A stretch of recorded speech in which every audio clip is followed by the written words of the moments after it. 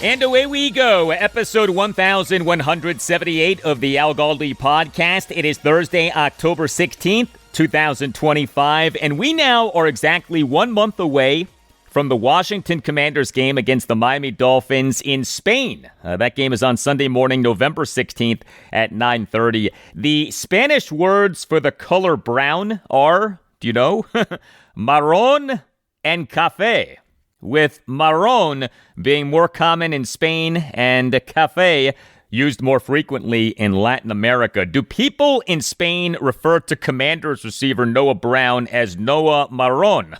I don't know, but you know what? People in Spain may not have to worry about what to call Noah Brown because the Commanders on Wednesday afternoon announced having placed Noah Brown on the reserve/injured list in the latest installment of bad injury news for the team this season. Yes, Noah Marrón now is on injured reserve. Hello and welcome to this Thursday installment of the Al Galdi podcast. There was some good injury news for the Commanders as they on Wednesday afternoon practiced in preparation for their game at the Dallas Cowboys this Sunday afternoon at 4:25.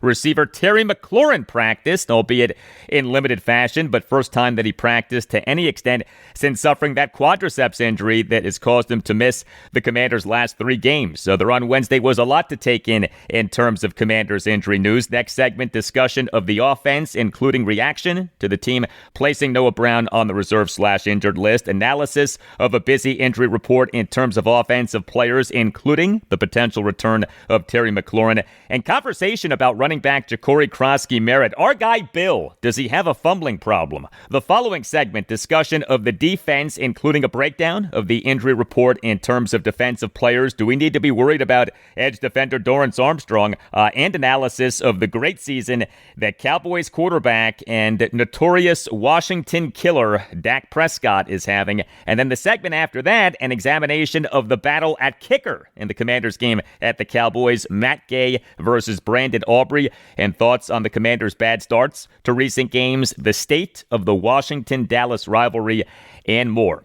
Included in all of this will be key comments from head coach Dan Quinn's pre-practice press conference on Wednesday afternoon. Commanders quarterback Jayden Daniels, he did a post-practice press conference on Wednesday afternoon, but as we have come to know, press conferences for Daniels are more like root canals for Daniels. So take a listen to this exchange between Commanders insider Tom Shad of the Washington Post and Daniels regarding the 25-24 walk-off loss to the Chicago Bears at Northwest Stadium on Monday Night Football this past Monday night. When you went back and rewatched the film, was there anything that stood out from your performance, or I guess specifically with the turnovers, anything you wish you would have done differently? Not turn the ball over. Yeah, that's pretty much it. There you go. Jayden Daniels not interested in saying much, but you know what? That's okay. I just want him to torch the Cowboys' bad defense this Sunday. Before we get to some feedback, Rawlings Sporting Goods Company, Inc. It on Wednesday morning announced the finalists for the 2025 Rawlings Gold Glove Awards, quote, honoring the best individual fielding performances at each position in the American League and National League, end quote. The winners will be unveiled during a 1-hour special edition of ESPN's Baseball Tonight on Sunday night, November 2nd at 8:30. The Washington Nationals had 1 Gold Glove finalist for the 2025 regular season, center fielder Jacob Young. Congrats to him, well-deserved. The other finalists for the Gold Glove Award for National League center fielders are Pete Crow Armstrong of the Chicago Cubs and Victor Scott II of the St. Louis Cardinals. Jacob Young for the 2025 regular season was number 2 among all qualified NL center fielders in defensive runs saved per Sports Info Solutions plus 13, and was number 3 among all qualified NL center fielders in StatCast outs above average plus 14. The competition between him, Pete Crow Armstrong, and Victor Scott II is really tight, but big picture, the Nats and Jacob Young have an elite defensive center fielder. The problem with Young is that he's not a good hitter, and the Nats are in dire need of offense. And so it's going to be so interesting to see how the team's new president of baseball operations, Paul Taboni, handles the Nats outfield moving forward. The Nats have 4 promising young outfielders in James Wood, Dylan Cruz, Robert Hassel III, and Dalen Lyle. Lyle at the major league level has been a bad fielder so far, so I wonder if we next season see him get a lot of plate appearances as a DH or even first baseman. But Wood, Cruz, and Hassel offer offensive upside that Young does not. So I do wonder if long-term Young is best suited as the Nats' number 4 outfielder and number 1 defensive replacement outfielder, because he is excellent defensively. The Baltimore Orioles, by the way, 0 Gold Glove finalists for the 2025 regular season. You can hit me up on X at Al Galdi. You can email me the Al Galdi podcast at yahoo.com. Lots of feedback on the Commanders off their loss to the Bears. Email from Larry Tinsley II. Writes Larry, "Hey Al, your show is the best local sports show / podcast, period. For the record, Jaden didn't lose the game. The inability to run against a porous run defense, the inability to stop the run, and all 3 turnovers lost the game. Keep up the great work, Al. Peace and love, LT2. Thank you very much for that, LT2. I completely agree, and that's precisely what I've been saying on the podcast this week. So Larry Tinsley II is LT2, not because he's a backup left tackle, but because he's Larry Tinsley II, LT2. So his dad is LT1. Email from Dan from Riverton, Utah. Writes Dan, "Hi Al, 2 key wide receiver injuries, a long 50-yard field goal attempt that bounced off the upright, and a botched handoff which Washington fumbled and the Bears recovered are all factors in Monday night's game. Those factors were unfortunate and regrettable, but a defense that cannot get its collective tail end off the field until the other team scores is fatal. Love your podcast." Thank you very much for that, Dan. Hope all is well in Riverton, Utah. Do you remember the last time that the Commanders played the Bears in a primetime game prior to this past Monday night? October 5th, 2023, a 40-20 loss to the Bears at FedEx Field on Thursday Night Football. The Bears, with that win, snapped a 14-game regular season losing streak. But what I remember about that game as much as anything is that that was the game that made it clear that the Commanders' defense that season was really bad. The defense in the 2022 season was really good, but the defense in the 2023 season had shown signs of not being good. And then that game crystallized that, yeah, this defense is a problem. I hope like heck that we do not look back on this past Monday night's loss to the Bears as the game that made it clear that the Commanders' defense this season is really bad, but it's hard not to wonder if we will. The defense has played well in 3 of the team's 6 games this regular season, but the defense in the other 3 games has been awful. Email from Gary Plummer. Writes Gary, "Galdi, first, as always, love the show. Next, I'm vexed. Maybe my mood will change, but we need a major adjustment. First, Mikey is getting dominated in the slot. End of discussion. His struggle is real. Next, Quan, a Ron pick, is mediocre at best. Quan always gets trucked. He's normally out of position or missing tackles. He has the riverboat smell all over him. A smell of average. Next, I love AP, but whatever the formula that was used to find talent in San Francisco always ended with a lot of injuries. Now that same formula has been brought to D.C. The formula is definitely debatable. Last, JD5 is my quarterback. JD5 is my teammate. Shout out T.O. But I need JD Cool to stay in Cali. I need him to channel his Peyton Manning, Tom Brady, Michael Jordan, Kobe Bryant Mamba mentality. I need JD to step on a throat. I will settle for a pinch or eye poke at this point. He is missing that Michael Myers killer mentality. I need JD to get mad. I don't want anyone else as my QB, but we need to get this man a junkyard dog or something. Until next time, love the song. Can we get the T.O. soundbite? Still vexed, Gary. Thank you for the email, Gary. You know, when Gary wrote Michael Myers, I'm assuming that he was referring to the character in the Halloween movies, not the actor who starred in the Austin Powers movies. Regarding what Gary wrote about Mikey Sainristil, so the 3 best rookies for the Commanders last season clearly were quarterback Jaden Daniels, cornerback Mikey Sainristil, at left tackle Brandon Coleman. It is disturbing how much regression we have seen from Sainristil and Coleman this season. Sainristil has been up and down, and Coleman now is buried, right? He was supposed to be the starting left guard, but he has been healthy and active for each of the team's last 4 games. And yes, here you go. Dallas Cowboys receiver Terrell Owens on January 13th, 2008 on Cowboys quarterback Tony Romo. This during a postgame session with reporters following a 21-17 home loss to the New York Giants in the divisional round of the NFL playoffs. You know, Tony, you guys can point the finger at him. You can talk about the vacation. And if you do that, it's really unfair. It's really unfair. It's my team. It's my quarterback. And if you guys do that, man, it's unfair. We lost as a team. We lost as a team, man.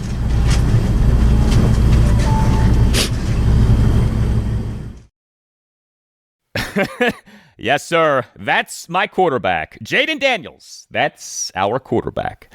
Email from Gene in Manassas, Virginia. Writes Gene, Dear Al, I continue to enjoy your podcast every day, and your followers are often very smart and insightful, so forgive me if this doesn't measure up. Given the Commanders' offense was good at running, including Jayden, and that our top two receivers were out, it made sense to stack the box against the run, including Jayden, and dare us to win with passes over the top to Debo and our second-tier receivers. No insult intended. I love them. We almost won anyway, but that strategy did keep the Bears in the game, so they were in a position to benefit from our offense's errors and our marginal defense. What say you? Thank you for the email, Gene. So the Bears defense on Monday night did stack the box a ton. Their defensive coordinator is former New Orleans Saints head coach Dennis Allen. He knows what he's doing. The idea when a defense stacks the box, of course, is to pass. And the Commanders' passing offense in the game, even with Terry McLaurin and Noah Brown remaining out, was effective. Jayden Daniels completed 19 of his 26 pass attempts. He threw for 211 yards. He had a yards per pass attempt of 8.12 and a yards per completion of 11.11. He had 3 touchdown passes. The passing offense was good.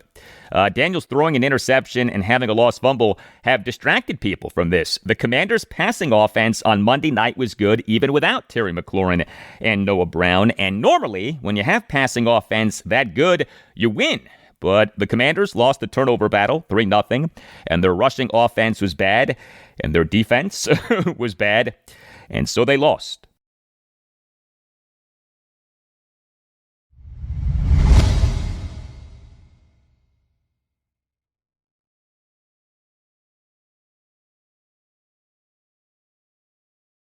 Hey, please consider subscribing to the podcast. If you're not already doing that, subscribing to the podcast costs nothing. Make sure that you never miss an episode and helps out the podcast a lot. If you're already subscribing, thank you. The Washington Commanders on Wednesday afternoon conducted a jog-through-like practice in preparation for their game at the Dallas Cowboys this Sunday afternoon at 4:25. The Commanders, shortly before the practice, announced multiple roster moves, including having placed receiver Noah Brown on the reserve/injured list. Terrible news. Commanders head coach Dan Quinn, he did a pre-practice press conference on Wednesday afternoon. Here was Quinn during the opening statement of that presser. I said yesterday I'd give you the roster moves or any injury updates. I'll work you through some of that right now. Last week we worked Noah Brown back into practice, and unfortunately his groin didn't respond. And given that, we'll place him on IR. And the aim is to get Noah fully right. He's such a tough competitor, but it's the right call right now to get him into that spot. And let's get him all the way back and ready. So Noah Brown now is on the reserve/injured list, on which the Commanders now have 6 key players. Brown, running back Austin Eckler, edge defenders Dietrich Wise Jr. and Javonte Jean-Baptiste, cornerback Jonathan Jones, and safety Will Harris. So the Commanders on Wednesday afternoon did announce having opened the 21-day practice window for Jones. So more on him next segment. But this Noah Brown situation is brutal. He's the Commanders' number 3 receiver. He, for the team's 25-24 walk-off loss to the Chicago Bears at Northwest Stadium on Monday Night Football this past Monday night, was inactive for a 4th consecutive game. This due to groin and knee injuries. He suffered at least the groin injury in the Commanders' 27-18 loss at the Green Bay Packers on Thursday Night Football on September 11th. Brown, last Thursday, October 9th, was a limited participant in practice. We took that as an encouraging sign, but he this past Saturday afternoon was declared out for the game against the Bears, and now he is on the reserve/injured list.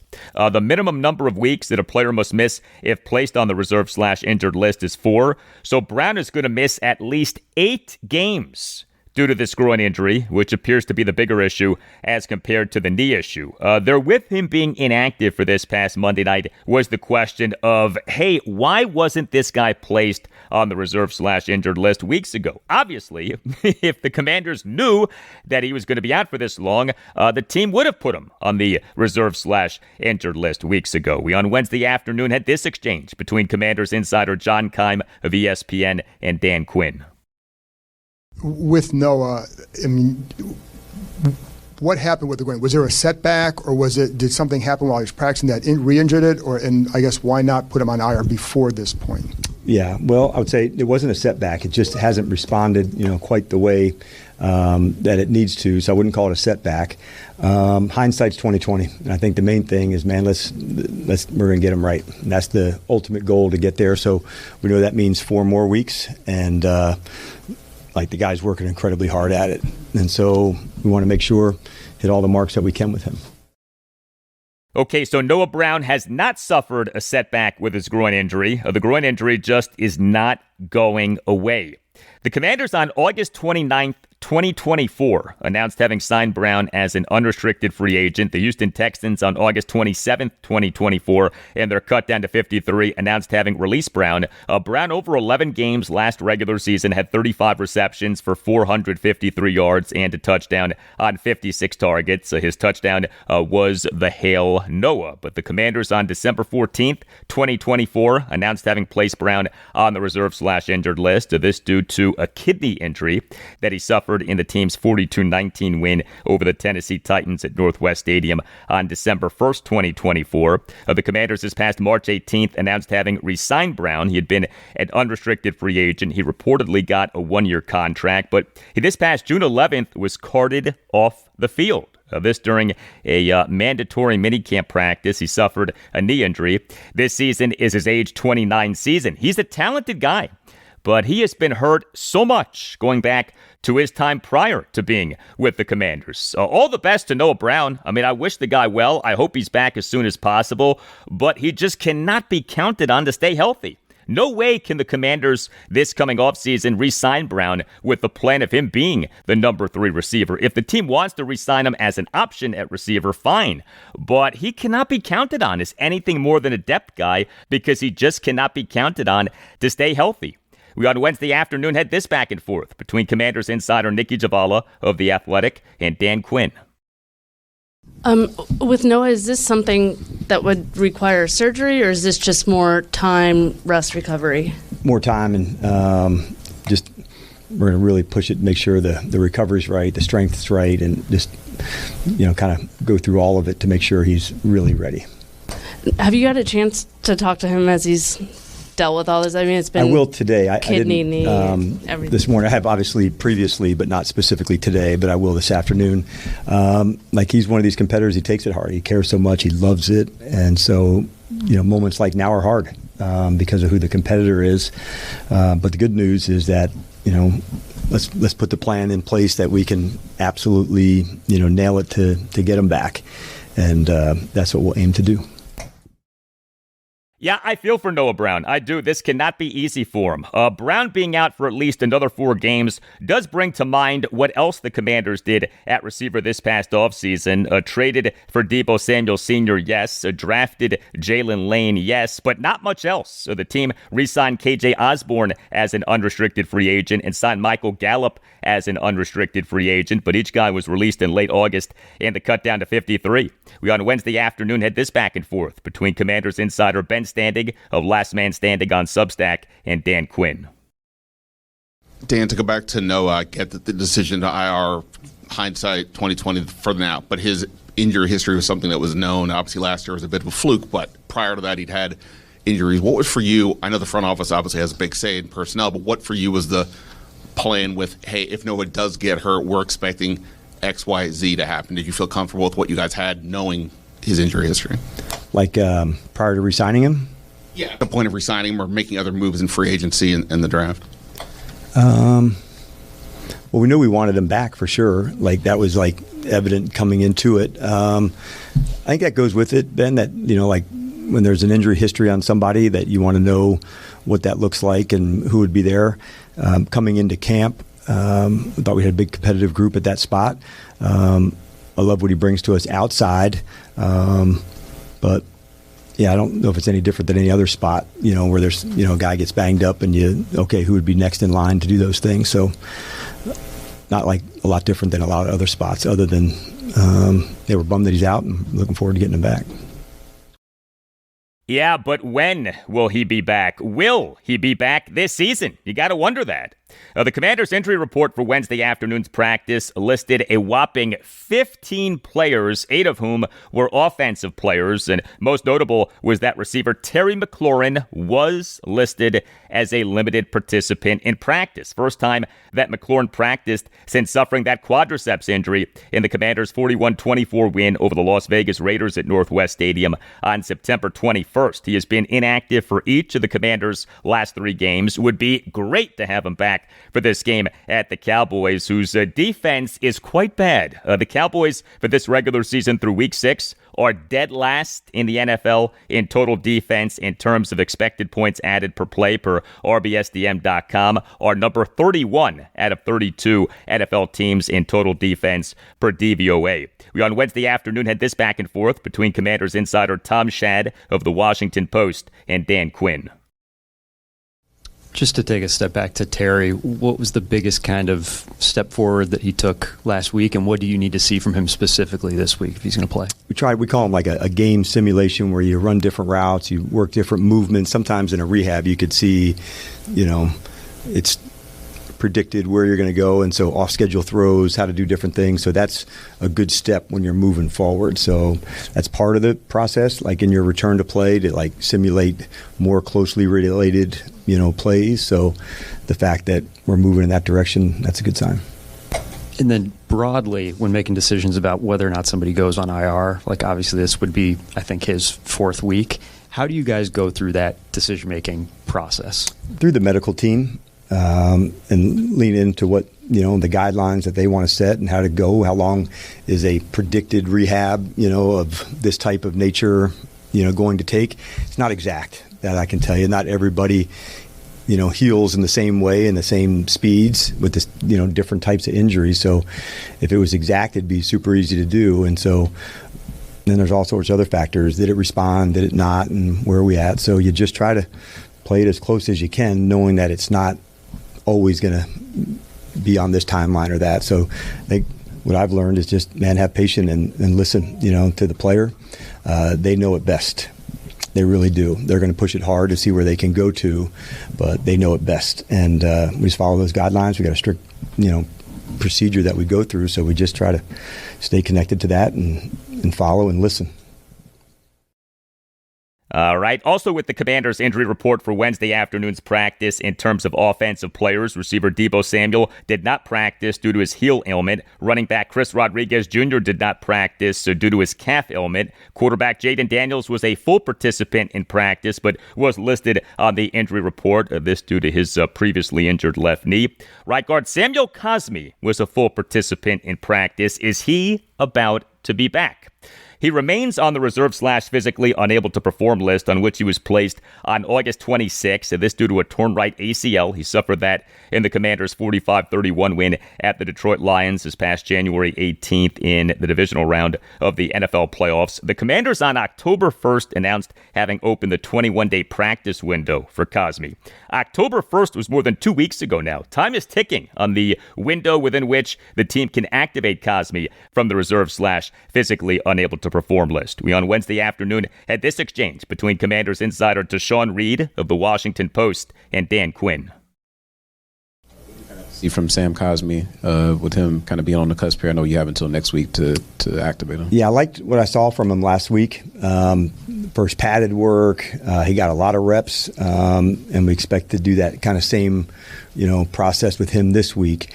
But it was a hell of a start for him, to get back and get rolling. He's really put the work in. So, anticipating seeing that continue and trajectory going up. All right, and 3 Commanders offensive players did not practice on Wednesday afternoon due to rest. Left tackle Laramie Tunsil and tight ends Zach Ertz and John Bates. Also regarding the Commanders offense, Bill, rookie running back Jacory Croskey-Merritt, a killer lost fumble in each of the team's last 2 games. Few things can wreck a running back season more than a fumbling problem. Does Bill have a fumbling problem, or did he just happen to have a lost fumble in each of 2 consecutive games? We on Wednesday afternoon had this exchange between 7 News DC sports director Scott Abraham and Dan Quinn. With Bill Croskey-Merritt, fumbles in back-to-back weeks, obviously there's teachable moments, learning moments in those situations, but what's the point of when maybe it becomes an issue and not necessarily any more of a teaching, learning moment? Yeah, it's a great question. We've got to give them the space to grow for sure and prove that those lessons are learned. Sometimes you don't really get to show that you've learned them until you're back into that spot. And so we want to make sure that, man, he's still growing, and this is a rookie player they're going to have some ups and some downs just like any other guys. And I'm certain he's made of the right things to come battle through it. I can remember, a few weeks back we were talking about Connerly and early start on some guys, and he said, man, we're going to fight through it and get there. And so this is no different to me. This is learning, growing, and he'll bank on these experiences. And they're hard to go through, but it is necessary. It sucks when you go through them, but when you come out the other side, there's a lot of value that comes with that. Well, it is important to remember that Jacory Croskey-Merritt barely played last season. The Commanders took him in the 7th round of the 2025 NFL Draft out of the University of Arizona, for which he played in just 1 game in the 2024 college football season. This due to an eligibility issue with the NCAA. So he's not just a rookie. He's a rookie who played in just 1 game in his final collegiate season. Jacory Croskey-Merritt on Wednesday afternoon did a post-practice session with reporters. We, during that session, had this back and forth between Scott Abraham and Croskey-Merritt, and then you'll hear a follow-up exchange between Commanders insider J.P. Finley of NBC4 and Croskey-Merritt. DQ's talked about it over and over again. Ball is life, and some teachable learning moments for you the last couple of weeks with the fumbles. How do you improve on that? Just making sure I'm locked in all the way, and just doing all the small fundamentals right. So, that's how you fix that problem. Obviously there's a mental component of that. Like, how do you kind of work on that and make sure it doesn't get in your head? Just being around my teammates. All of them good guys, lift me up. And we got another opportunity this Sunday, and we just look forward to capitalizing on it. What's the support been like from your teammates? Anybody specifically reach out, text, any of that stuff? I can name a few, but it'll be a lot. So I'll pretty much say, like the whole team, like they all been supportive of me, and like I definitely appreciate them for that. And like I got their back to the end, and this is not something I take light on myself. Like it hurt me a lot, but I know that I'm gonna be better for my team. Well, the Commanders very much need Jacory Croskey-Merritt not to have a fumbling problem. He's a great story, but the story will take an unfortunate turn if the fumbling continues. Fumbling, remember, is what caused the last running back who had an encouraging rookie season for Washington, Antonio Gibson, to no longer be the team's RB1. Gibson had a really nice 2020 rookie season, but Gibson for the 2021 regular season was number 1 among all running backs in the NFL in fumbles at 6. And he, during the 2022 preseason, lost his spot as the Commanders' RB1 due to that fumbling problem. Catering by Uptown. It provides catering to perfection, whatever event you're planning, especially a wedding. Visit cateringbyuptown.com, mention that Al Galdi sent you, and see what Catering by Uptown can do for you.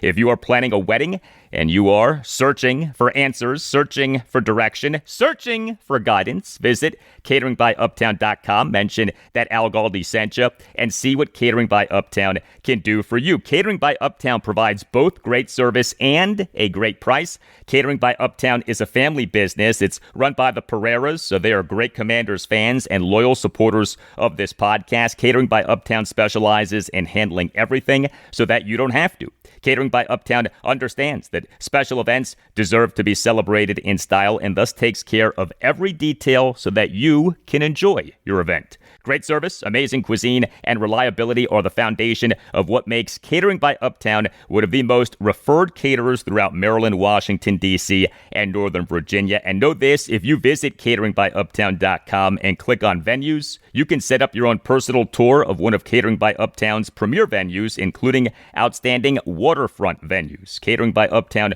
offers the ability to coordinate services at over 100 of the best reception halls, vineyards, farms, historic homes, event venues, banquet facilities, and wedding venues in the area.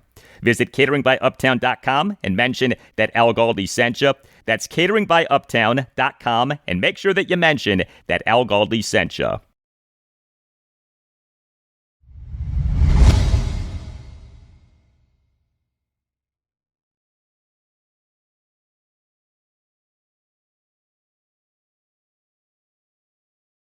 We move now to the Washington Commanders defense off the team on Wednesday afternoon practicing in preparation for the game at the Dallas Cowboys this Sunday afternoon at 4:25. 7 of the 15 Commanders players on the team's injury report for Wednesday afternoon's practice were defensive players, so the practice was more of a jog through, but the most notable item in terms of Commanders defensive players was that edge defender Dorance Armstrong did not practice. This due to the hamstring injury that had him in and out of the Commanders' 25-24 walk-off loss to the Chicago Bears at Northwest Stadium on Monday Night Football this past Monday night. Armstrong played on 56% of the Commanders' defensive snaps. He had half of a sack, 3rd and 11 for the Bears at the Commanders' 16 with 8:52 left in the third quarter. Armstrong, who had just come back into the game of having dealt with that hamstring injury, teamed with edge defender Von Miller for a sack of Caleb Williams for a 7-yard loss. So Dorance Armstrong for this regular season through Week 6 is number 5 in the NFL in sacks,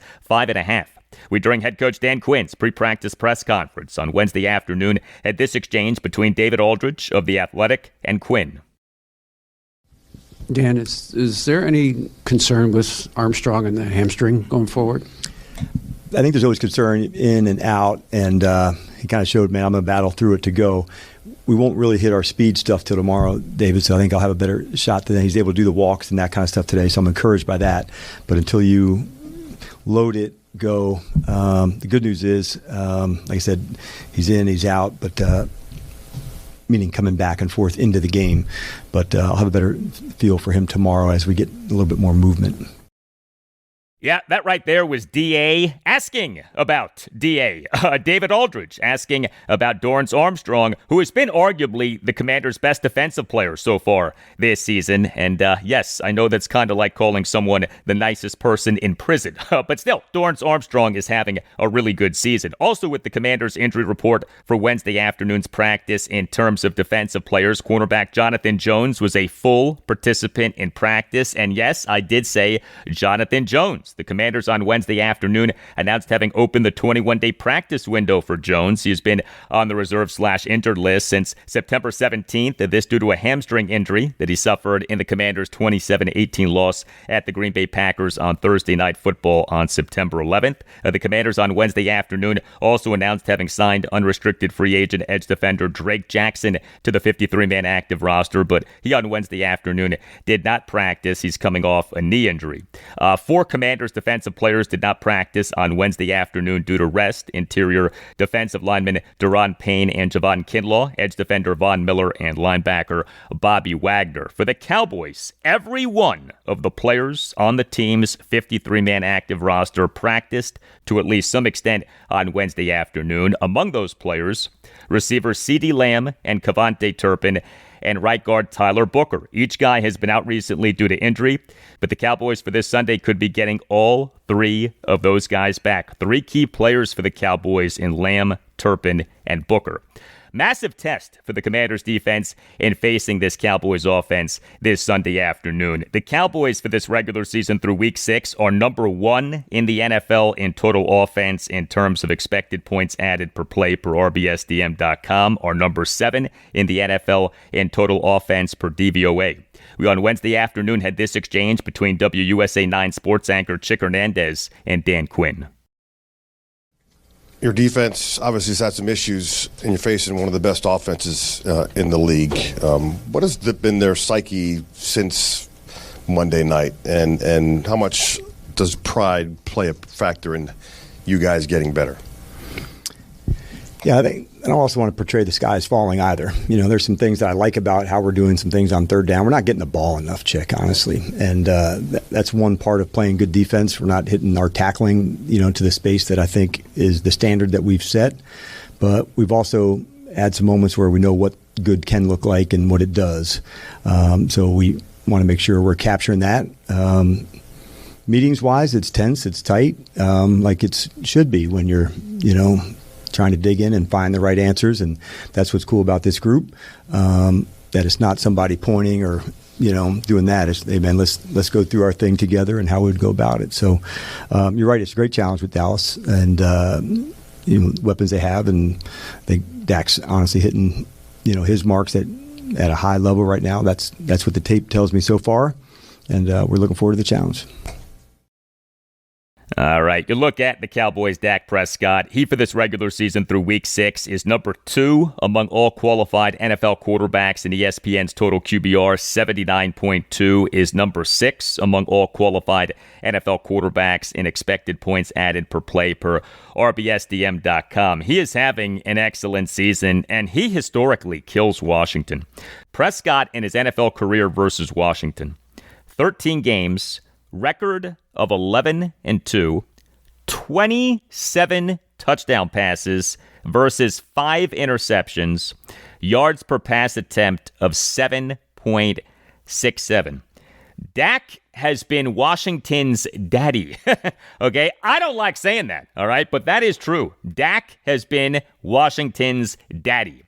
And I did want to note this with the Commanders' defense. Good stuff from safety Quan Morton during his post-practice session with reporters on Wednesday afternoon. Morton, in the loss to the Bears, played on 98% of the Commanders' defensive snaps and actually had an overall grade per Pro Football Focus of 79.9. That's good, but that also was surprising, right? As he had that terrible missed tackle on running back DeAndre Swift's 3rd and 4, 55-yard touchdown reception with 10:26 left in the fourth quarter. Martin, beyond that play, did well, but of course, that is kind of like asking, other than that, Mrs. Lincoln, how'd you like the play? However, Martin, during his post-practice session with reporters on Wednesday afternoon, had good perspective on what happened. We, on Wednesday afternoon, had this exchange between 7 News DC sports director Scott Abraham and Martin. I know you're one of the best competitors out there, and that missed tackle on Monday, I'm sure you're still beating yourself up, but how do you use that as fuel kind of going forward here? Yeah, man, it's tough just to have a play like that happen, and that's a play I've made 100 times in my career. I take pride in my tackling, and something I've always taken pride in, man, but just being able to shake back, really. I think it's stuff gonna happen. They get paid to their great players. It's the NFL, but I think just being able to respond and just take the lesson from it, just learn from it, and just come back and get better, man, honestly. I know you're one of the best competitors out there, and that missed tackle on Monday, I'm sure you're still beating yourself up, but how do you use that as fuel kind of going forward here? Yeah, man, it's tough just to have a play like that happen, and that's a play I've made 100 times in my career. I take pride in my tackling, and something I've always taken pride in, man, but just being able to shake back, really. I think it's stuff gonna happen. They get paid to their great players. It's the NFL, but I think just being able to respond and just take the lesson from it. Well, Quan Morton, a big part of a Commander's secondary that needs to be better and is going to be tested big time in this game at the Cowboys.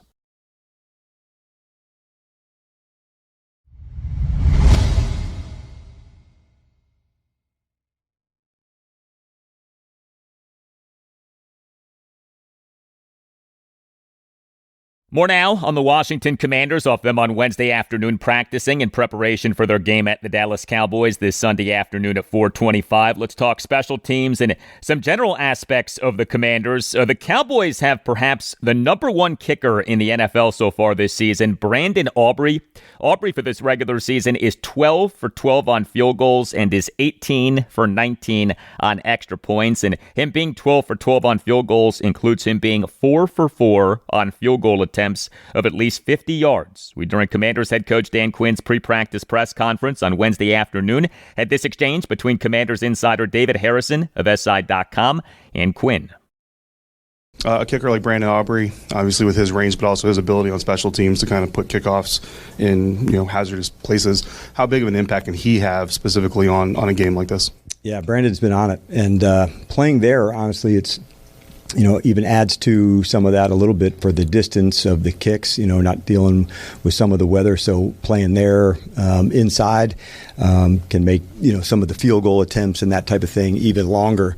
But they got a good special teams crew. It's a good matchup. Like our guys, their guys, like it's a big part of this game. Nick Sorensen, who's the special teams coordinator there, known for a long time, and both units really have some heavy hitters on their special teams. And Brandon, for them, is right in the middle of it between the kicks, and both teams like to cover, like to hit, and so it'll be a fun matchup for sure. And the Brandon Aubrey conversation makes you wonder about the Commanders kicker, Matt Gay. He, for this regular season, is just 10 for 14 on field goals, is 16 for 16 on extra points. Him being just 10 for 14 on field goals includes him being 4 for 7 on field goal attempts of at least 50 yards. 50 is the new 40 for NFL kickers. Making a field goal of at least 50 yards in today's NFL is not the rarity that it was years ago. Gay in the 25-24 walk-off loss to the Chicago Bears at Northwest Stadium on Monday Night Football went 1 for 2 on field goals and 3 for 3 on extra points. He, in the second quarter, missed a 50-yard field goal attempt as the ball went off the left upright, but he connected on a 53-yard field goal with 11:59 left in the third quarter. As I said on Tuesday's show, episode 1176, Matt Gay does just enough to keep his job as Commanders kicker, but not enough to make you feel great about him as the Commanders kicker. Do we need to brace ourselves for another bad start for the Commanders in a game? The Commanders in this regular season have a first quarter point differential of -22, including -25 over the team's last 3 games. We on Wednesday afternoon had this exchange between David Aldridge of The Athletic and Dan Quinn. As you dig in or dug into kind of the issues with starts, do you go all the way into what time are we getting to the stadium? What do they do in pregame? What are our pregame drills looking like? Are you going that deep into it? I do, and I also want to dig in, to the leaders and say, what are some things that we need to do to hit it? And it's not a score as much as an attitude, a mindset to go. So I want to make sure I'm clear on that, because if you only base it just on that, I think you could miss it. And so it's not that. And I liked the intentness getting ready, and like I said, the offense had a long drive. We turned the ball over at the end of it, but it is important, and so it's more collaboration to say, is there anything else we need to do and hit differently? I've had those conversations, and I'll continue to tweak it until we get it exactly right. And good for Dan Quinn for having that attitude, but the truth is that there may not be anything about the Commanders' routine or preparation that is responsible for the bad starts to games. This may just be a fluky thing that's a function of a variety of things, and this is a short-term issue. This was not a problem last season, and this really is only a problem over the last 3 games. So the Commanders, over their first 3 games of this regular season, had a first quarter point differential of +3. The team, over its last 3 games, has a first quarter point differential of -25. This game for the Commanders at the Cowboys comes via a short week off the Commanders having played this past Monday night, but this may actually be a welcome short week given what happened on Monday night. We on Wednesday afternoon had this exchange between 7 News DC sports director Scott Abraham and Dan Quinn. Dan, at the opening, you said you're happy it's a short week. Can you explain that mentality and that attitude a little bit, that mindset? Well, I think when it doesn't go your way, and this game was a hard one for us in a lot of ways, we beat ourselves. And those are as hard a loss, to deal with. When it goes down to the end, You hit your marks, they do, and it doesn't go your way. Those are ones that's the life of a competitor. When you beat yourself, that one hurts more because you didn't finish it or didn't play it in a style or attitude or things that you wanted to do. So those are important, and we want to make sure the lessons that are meant for us are learned and also get it corrected. That's been uncharacteristic of us in that way, and we certainly plan on getting that fixed. This really is a big game for the Commanders this Sunday afternoon. Not only is the game an NFC East game, but a loss would drop the Commanders to just 1-4 in NFC games in this regular season. Not good regarding potential tiebreakers. The top two tiebreakers for two teams from different divisions tied for a wild card spot. Number one, head-to-head, if applicable. Number two, best one-loss tied percentage in games played within the conference. And so here we are. It is Dallas week. Yay. Dallas week. We on Wednesday afternoon had this exchange with Dan Quinn. Coach, understanding that inside this building that everything is 1 week at a time, when you look at outside of this building, how big this game is every year to these fans of the Burgundy and Gold, what's your message to the team to make sure that they don't allow that emotion to come into play when it's Washington versus Dallas? Yeah, it's really awesome to be in the NFC East. It really is. And there's times we'll just kind of show some of the highlights from the years past of, people that have been in this space and in these games. So we like that. We like what it stands for. But at the end, it's about us and getting ourselves ready and getting the team ready. And that's really what my message was for them today. We're going to prepare really hard, for what we need to. But our play style and attitude is what's at hand. And, it's just cool to be part of, a division that has some long-term rivalries that are cool.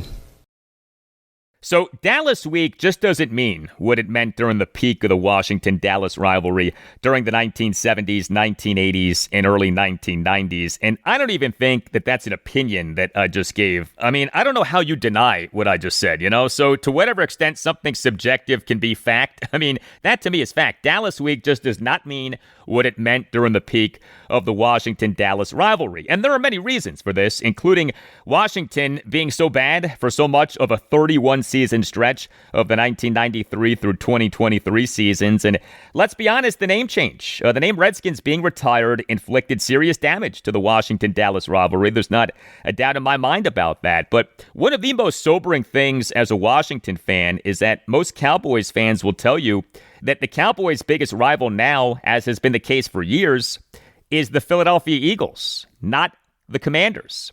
And so as a Washington fan, getting all pumped up for Dallas week has increasingly felt like trying to breathe life into something that barely exists. I don't think that the players on either team care at all about the Washington-Dallas rivalry. I think that most executives and coaches on each team don't truly care about the Washington-Dallas rivalry. The Washington-Dallas rivalry, to whatever extent it exists now, is basically purely a fan thing.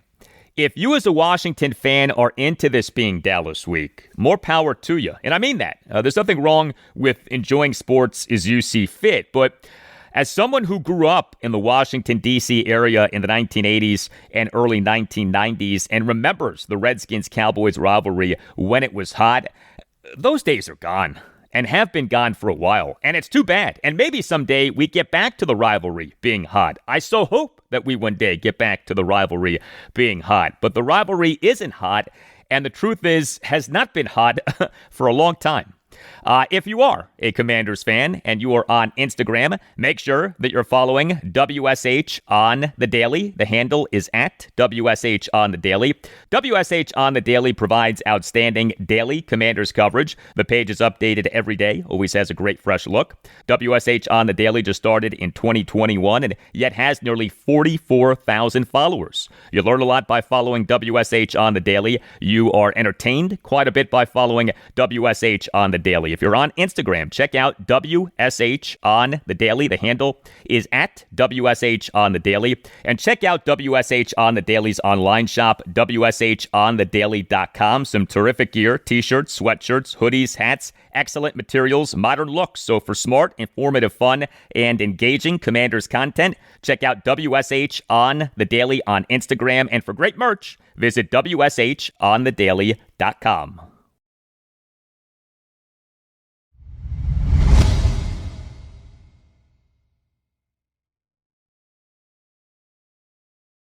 And that'll do it for you and me for now. Keep the feedback coming. You can hit me up on X at Al Galdi. You can email me the Al Galdi podcast at yahoo.com. Friday show, episode 1179. We'll have much more on the Washington Commanders. In-depth preview of their game at the Dallas Cowboys this Sunday afternoon at 4:25. Also on Friday's show, I'll talk college football week 8 of the 2025 season regarding the FBS teams of the Mid-Atlantic region, including Maryland and UCLA, Saturday night at 7. Have a great rest of your Thursday, and I'll talk to you on Friday. That's my team. It's my quarterback.